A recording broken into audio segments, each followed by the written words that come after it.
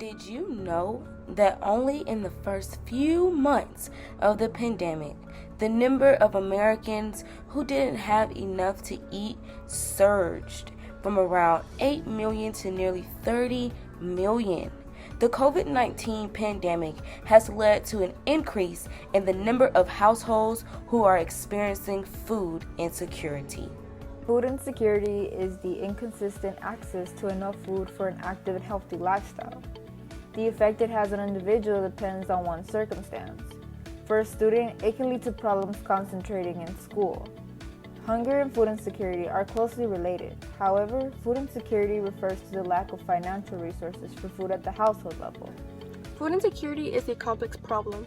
It may not always be visible. Those impacted the most are African American and Hispanic families. Sometimes food insecurity hides behind doors of nice houses with income going to housing costs rather than food.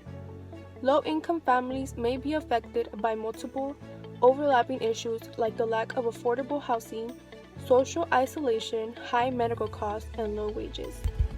The pandemic has resulted in many households within our community struggling to access food.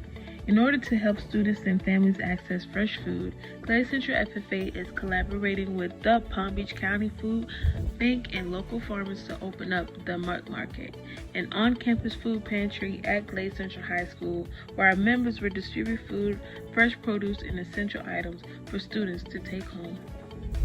The Muck Market was funded by the National FFA's Living to Serve grant. Students in the Agri-Technology 2 class wrote the grant's application and were ultimately awarded $1,200 to fund their project. The grant would be used to purchase shelving, refrigerators, and other necessary items to open the market. We invite all students and families to visit the Muck Market starting in April.